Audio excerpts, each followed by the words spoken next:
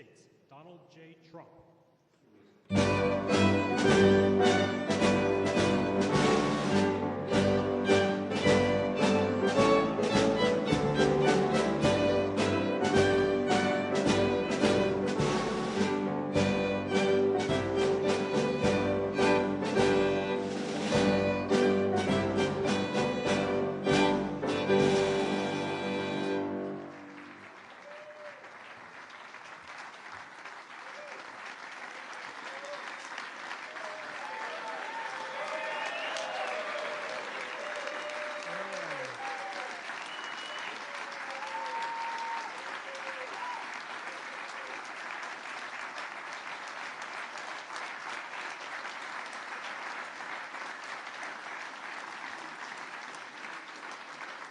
Clean, beautiful call.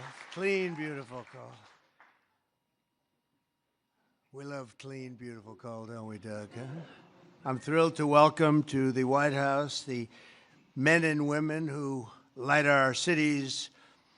And, you know, you do things that people don't even understand. There's so much. You do so much. You heat our homes, fuel our factories, and turn natural resources into American riches and dreams. Our amazing coal miners. Thank you very much, fellas. That's great.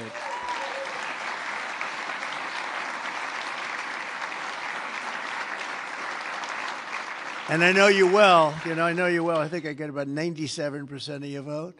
And you wouldn't want to do anything else. You wouldn't switch with a guy who had a beautiful penthouse apartment on Fifth Avenue. You wouldn't switch with that me. That was me.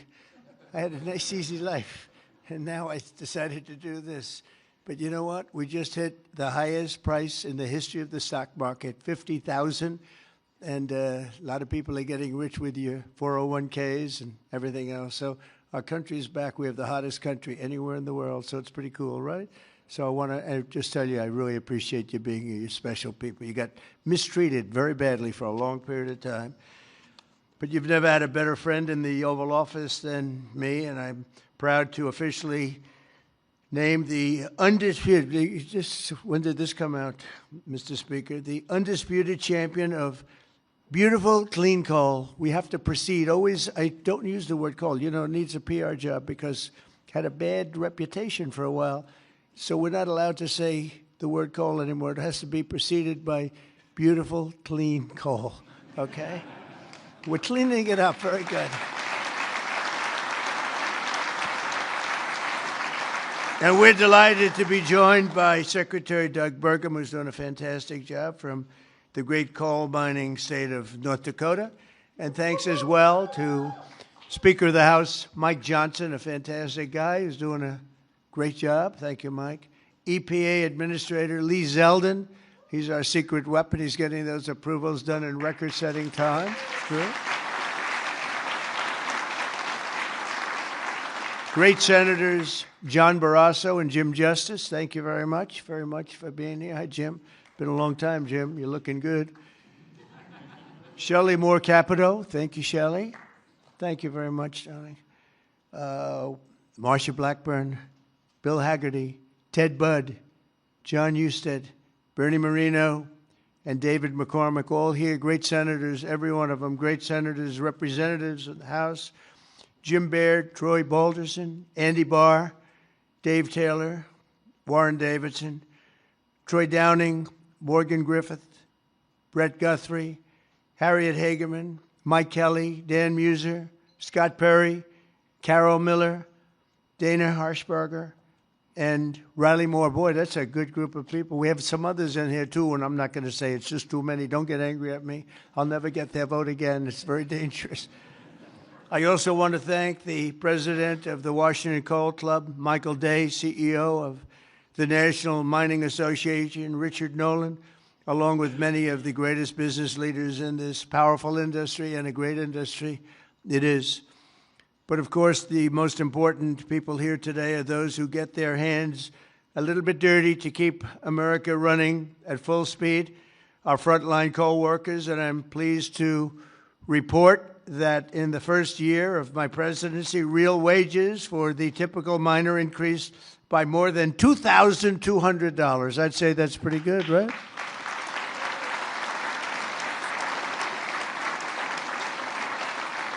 And I'll give you the bad news. It's the first time that that's happened in more than 27 years. All right? Those other presidents didn't take good care of you.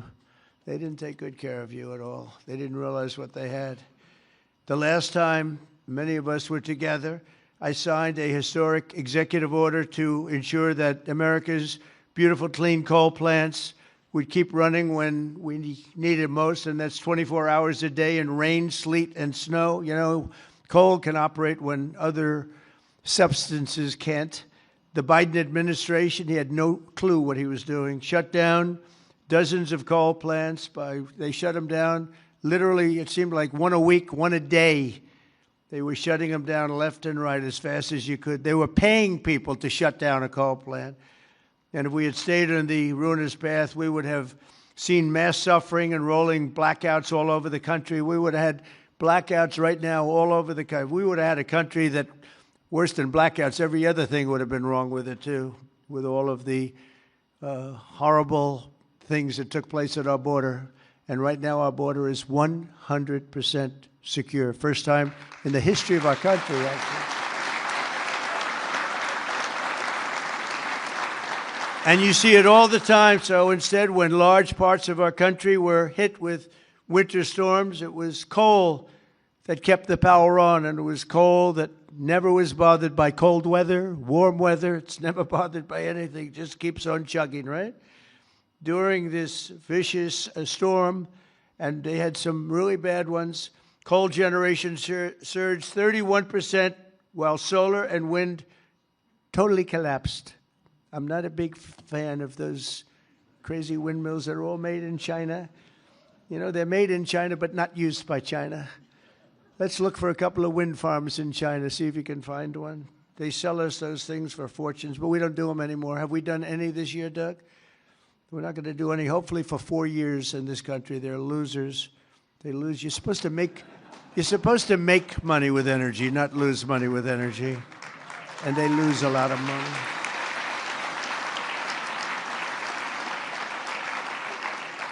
And by the way, they're all over Europe. And, you know, I was recently there, and it's not recognizable what they've done to their beautiful fields and those beautiful, beautiful scenic areas. And they put those wind turbines all over the place, and they're chugging, not doing a damn thing except every time it goes around, it loses a fortune. It's horrible. They've lost their way. Not recognizable. And then I wonder why they don't like me over there. But you know who likes me over there? The people like me over there, I can tell you, because they know I'm right.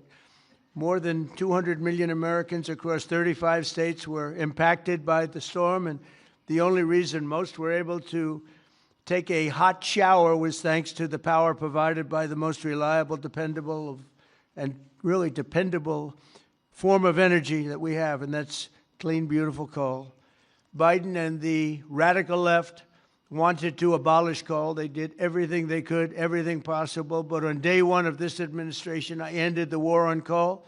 We terminated the Green New Scam, and we withdrew from the unfair, one-sided Paris Climate Accord. That was another beauty we had. We paid $1 trillion. Nobody else had to pay 10 cents.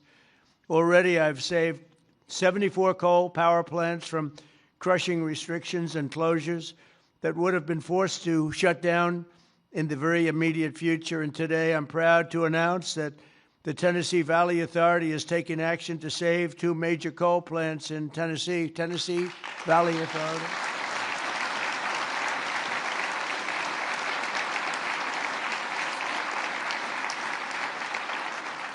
The plants are the Cumberland Fossil Plant and the Cumberland City. It's in Cumberland City. It's a big, beautiful thing that they just wanted to shut down. You know, the Tennessee Valley Authority has gone in a very stupid, very bad direction. The head of it, it's considered sort of semi-private. It's supposed to be semi-public, but it's semi-private.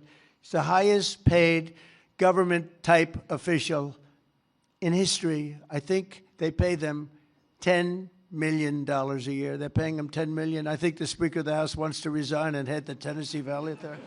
And he could do a much better job, I can tell you that. Is that right, Doug? They pay him $10 million a year. Can you believe it? Well, Trump is on the scene now. We're going to make his life miserable. $10 million. I wonder what he got before he got that job. Probably making $150,000, right? And the Kingston fossil plant in Harriman, Tennessee, so they're going to remain open and they're going to be vibrant. They're going to be improved, built up, and continue to do all the things that they do. These two plants were slated for termination, but we're going to save over 450 jobs by keeping them going and going strong. In addition, I'm directing the Department of Energy to issue funds to coal plants in West Virginia, Ohio, North Carolina, and Kentucky to keep them online and keep those plants open. Right, Jim?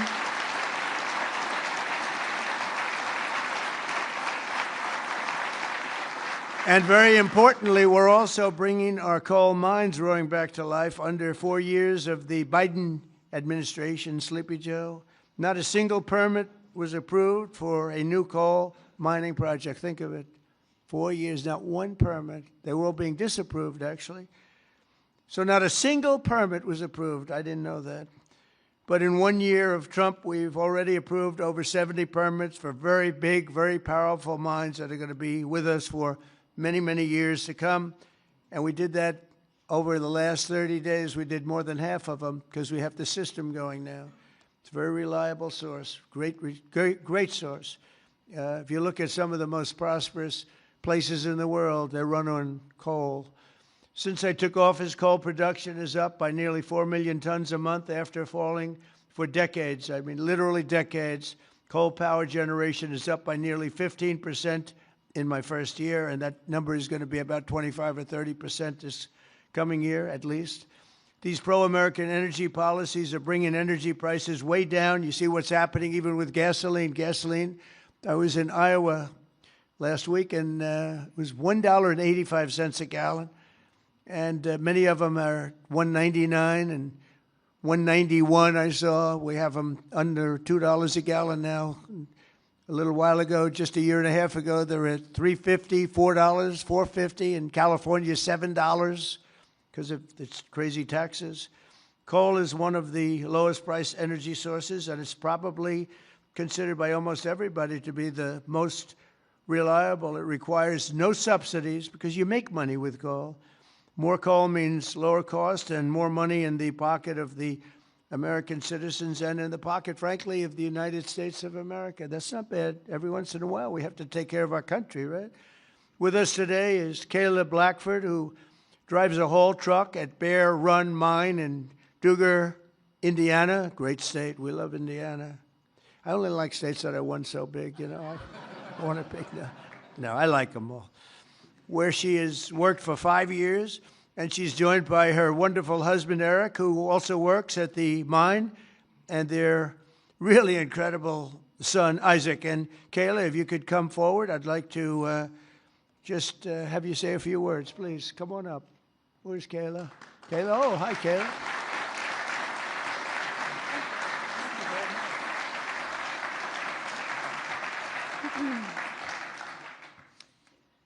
Thank you, Mr. President.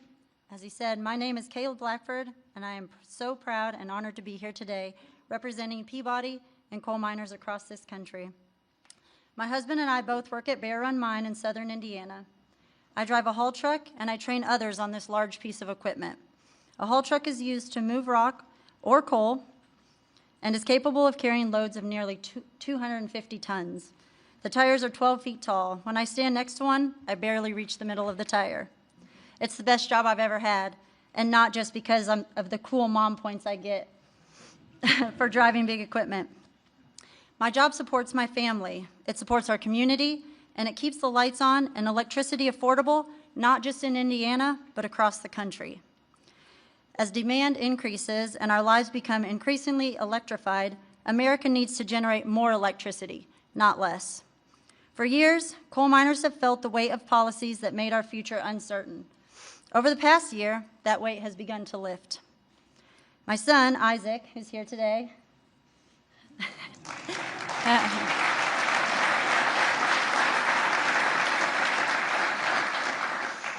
has friends whose parents also work at Bear Run. And when you grow up seeing huge mining equipment from the road, like Isaac and his friends do, you dream about the day when you get to run that equipment. When a mine closes, families don't just lose their jobs. They're often forced to leave their communities, their schools, and their support systems behind.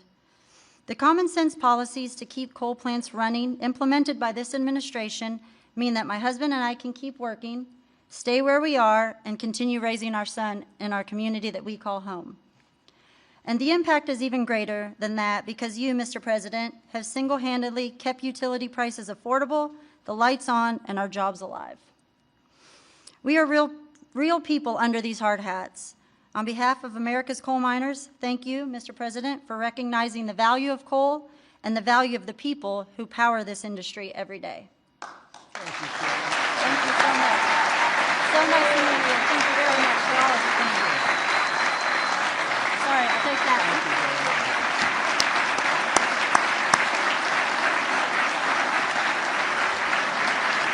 Good job.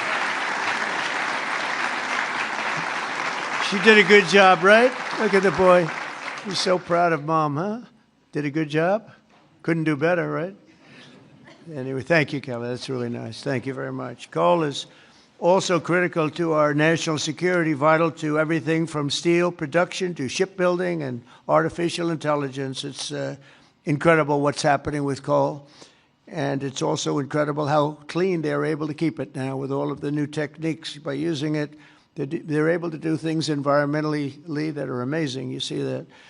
That's why I'm also pleased to announce that in just a moment, I will sign an executive order that directs the Department of War to work directly with coal plants on the new power purchasing agreements, ensuring that we have more reliable power and stronger and more resilient grid power. And we're going to be buying a lot of coal through the military now, and it's going to be less expensive and actually much more effective than what we have been using for many, many years.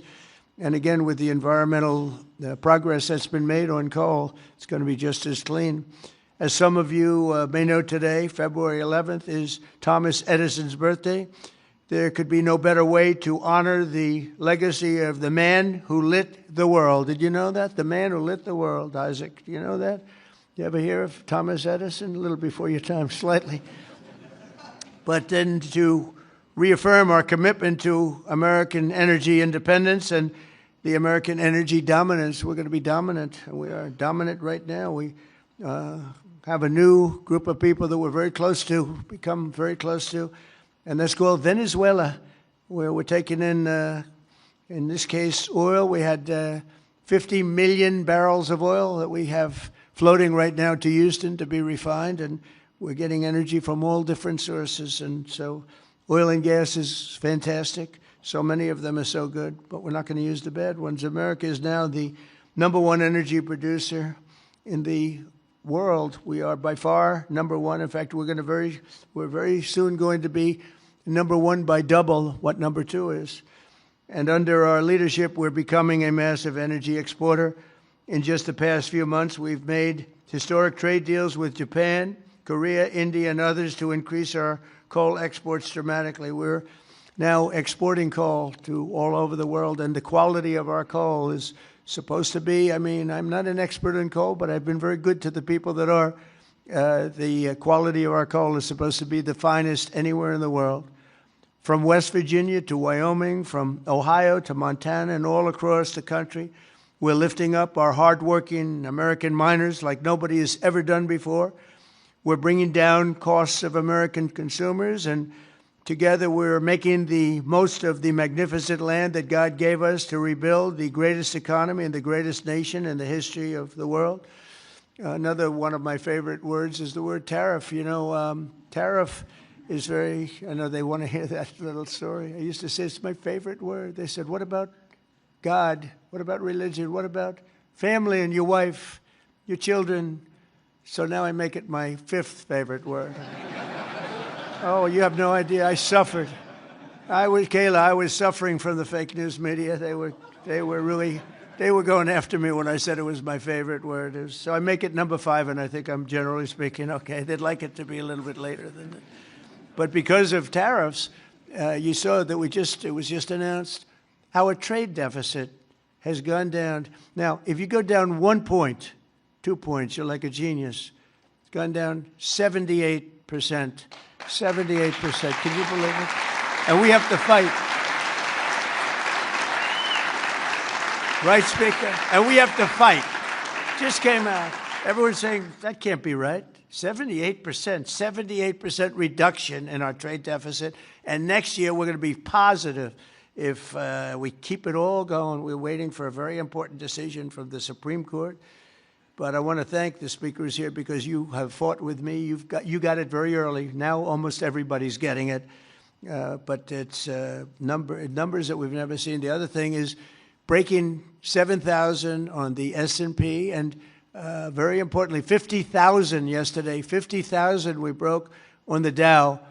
And if you remember, when I won, they said if he could ever produce 50,000 by the end of his fourth term, by the end of his fourth year, it would be unbelievably successful. Well, we produced 50,000 in excess now, went up today, in excess of 50,000 at the end of my first year.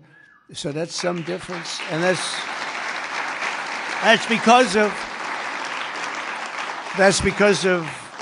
of tariffs. So we're doing numbers that nobody thought were possible. The economy is rich. I tell the story that in Saudi Arabia, the king said, you know, sir, a year and a half ago, we were all saying you were a dead country, and now you have the hottest country anywhere in the world. That's true. We're the hottest country anywhere in the world. And a lot of reasons. So once again, I'd like to thank you for the tremendous honor of being here, and especially these gentlemen in the front row and a couple of you in the second row. What happened to the guys in the second row? They couldn't make it to the front. What's wrong with them? They don't shovel it as well, right? But I want to thank you and invite the chairman of our National Coal Council, Peabody Energy CEO, which is a great company, by the way, Jim Grech, to come up and say a few words. Please, Jim. Thank you very much.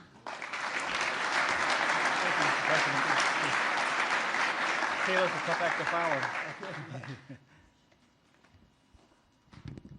Mr. President, we stand here today representing the thousands of coal miners across the country to express our deep gratitude to you, sir, for the actions you've taken to support our industry.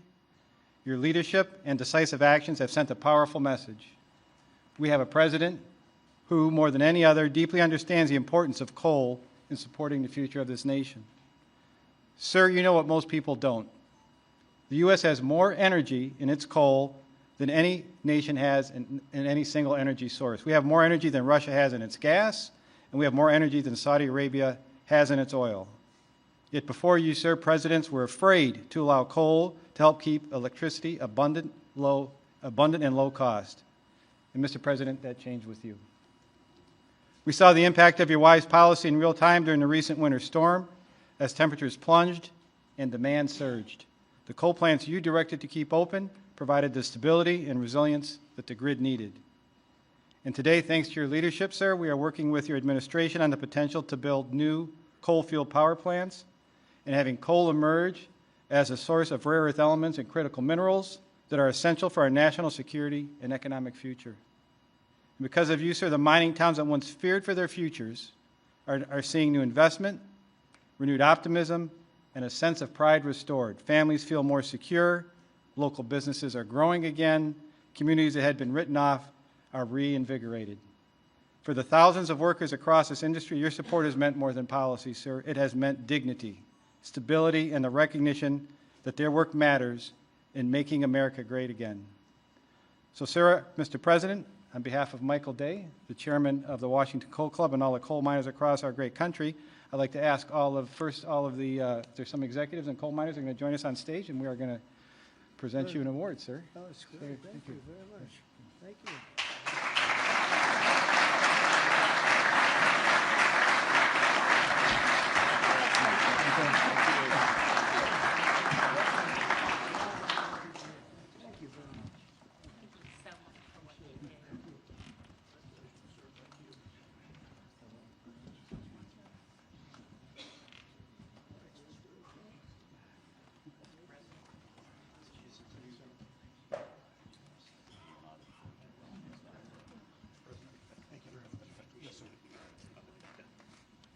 Thank you, fellas, very much. Thank you, Mr. President. Sir, to show our appreciation, the trophy says the undisputed champion of beautiful, clean coal. Thank you, sir.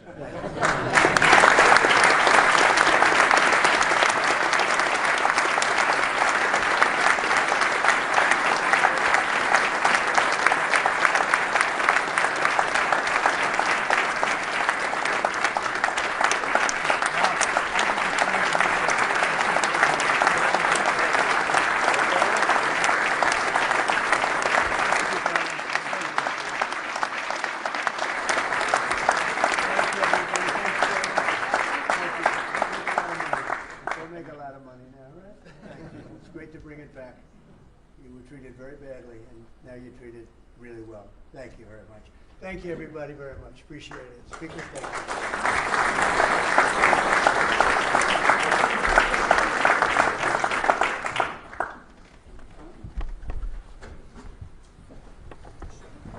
We don't use auto pens.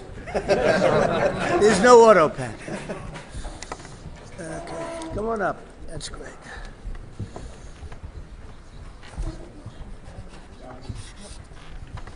Down, please.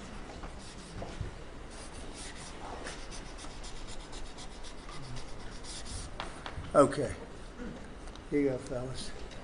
Take these. Take these.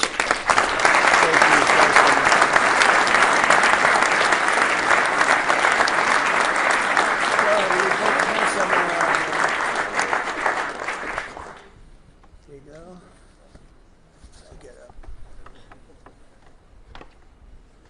Okay, come on. You guys okay? Speaker?